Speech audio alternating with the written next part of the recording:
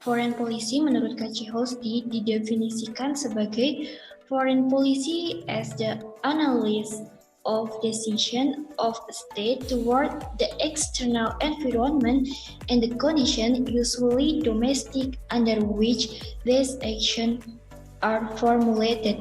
Sehingga jika kita melihat pada definisi menurut Kaciholski, dapat disimpulkan bahwa suatu kebijakan luar negeri akan melihat pada kondisi domestiknya terlebih dahulu, kemudian baru dirumuskan kebijakan luar negeri tersebut. Selanjutnya, aktor dari kebijakan luar negeri dibagi menjadi 2 poin utama, yaitu aktor pemerintah dan juga aktor non-pemerintah. Aktor pemerintah dalam hal ini bisa presiden, wakil presiden, pejabat eksekutif negara, menteri-menteri, DPR maupun anggota Senat lainnya. Kemudian aktor non-pemerintah dalam hal ini bisa organisasi massa atau ormas, media massa, influencer, kelompok kepentingan, kelompok penekan, dan juga aktor non-pemerintah lainnya. Kemudian adapun instrumen kebijakan luar negeri adalah sebagai berikut. Yang pertama, diplomasi. Dalam hal ini, diplomasi bisa menjadi instrumen kebijakan luar negeri. Diplomasi yang ada bisa dalam bentuk diplomasi ekonomi, diplomasi sosial budaya, diplomasi militer, diplomasi digital, maupun bentuk dari diplomasi lainnya. Selanjutnya adalah propaganda. Dalam hal ini, propaganda bisa menjadi instrumen kebijakan luar negeri dan biasanya diterapkan oleh negara-negara yang memiliki kekuatan atau power besar seperti Amerika Serikat dan juga Uni Soviet. Yang ketiga adalah bidang ekonomi. Instrumen kebijakan luar negeri juga bisa dalam bidang ekonomi dan terjadi melalui bentuk kerjasama ekonomi maupun dengan pemberian utang luar negeri. Kemudian, untuk yang kedua adalah sumber kebijakan luar negeri. Kita bisa membaginya menjadi sumber sistemik, di mana ini merupakan sumber yang berasal dari lingkungan. Sumber ini lingkungan eksternal suatu negara. Sumber ini berusaha menjelaskan struktur hubungan di antara negara-negara besar, pola-pola aliansi yang terbentuk di antara negara-negara, dan juga faktor situasional eksternal berupa isu atau krisis yang terjadi di negara tersebut. Kemudian sumber yang kedua adalah sumber masyarakat, merupakan sumber yang berasal dari internal. Sumber ini mencakup kebudayaan dan juga sejarah, pembangunan ekonomi, struktur sosial perubahan, dan juga opini publik.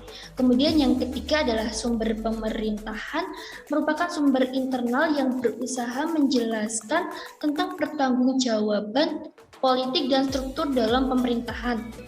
Dan yang keempat adalah sumber idiosinkratik, merupakan sumber internal yang melihat bahwa nilai-nilai, pengalaman, bakat, serta kepribadian elit politik itu bisa mempengaruhi persepsi, kalkulasi, maupun perilaku mereka dalam perumusan kebijakan luar negeri suatu negara.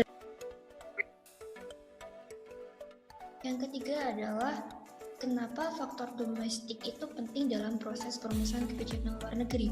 Sebelum kita membahas penting atau tidaknya, kita perlu mengetahui terlebih dahulu apa saja faktor domestik yang ada. Beberapa di antaranya adalah ukuran dan geografi suatu negara, rezim politik yang berkuasa, opini publik, kemampuan ekonomi dan militer suatu negara, serta faktor kepribadian pemimpin yang ada. Faktor domestik menjadi penting dalam proses perumusan kebijakan luar negeri karena faktor domestiklah yang menjadi penekan kebijakan luar negeri diambil dan dirumuskan. Di samping juga tetap ada faktor eksternal atau internasional yang mempengaruhi.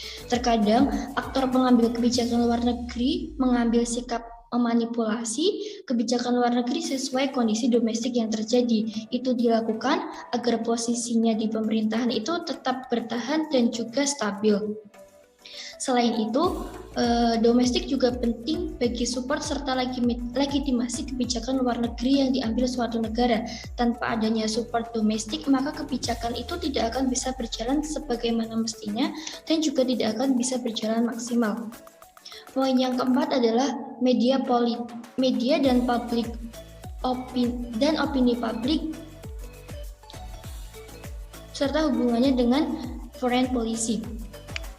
Media politik dalam kajian politik luar negeri merupakan suatu media yang memiliki fungsi untuk menyediakan informasi, menyediakan ruang opini publik untuk dibaca pemerintah, dan juga memfasilitasi negara menyampaikan pesan ataupun kebijakan.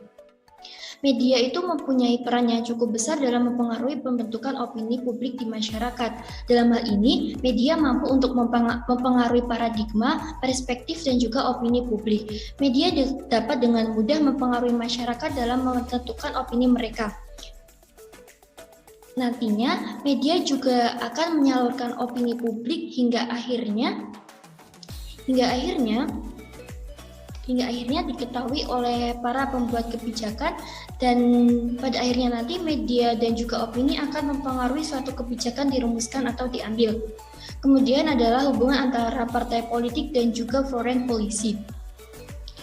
Partai politik dapat kita ketahui sebagai sekumpulan manusia yang terorganisir secara stabil dengan tujuan untuk mengamankan atau mempertahankan kekuasaan pemerintahannya untuk pimpinan partainya. Partai politik menjadi suatu yang penting dalam proses perumusan kebijakan luar negeri suatu negara karena biasanya dengan kekuasaan yang dimilikinya secara tidak langsung juga akan mempengaruhi proses jalannya kebijakan. Seperti yang terjadi pada rezim Presiden Jokowi ini, di mana beliau merupakan salah satu seorang kader PDIP.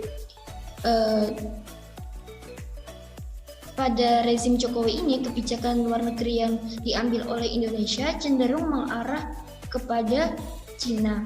Hal ini juga didasari dengan kedekatan antara PDIP dan juga PKC Cina. Untuk lebih jelas lagi, kita akan mengambil contoh dari negara lain, yaitu di Amerika Serikat. Di Amerika Serikat, kita bisa melihat adanya dua partai politik besar, yaitu Republik dan juga Demokrat, di mana saat Amerika Serikat dipimpin oleh Demokrat, maka kebijakan luar negeri yang diambil akan sangat berbeda dengan kebijakan luar negeri yang diambil ketika Amerika Serikat dipimpin oleh Partai Republik. Ini bisa dilihat ketika Amerika Serikat dipimpin oleh Trump dan juga Joe Biden, di mana kebijakan luar negeri di era Trump terlihat sangat proteksionisme dan juga lebih mengisolasi dirinya dari kebijakan-kebijakan negara lain. Dan di era Joe Biden ini, Amerika Serikat terlihat lebih aktif dan juga terbuka terhadap negara-negara lain.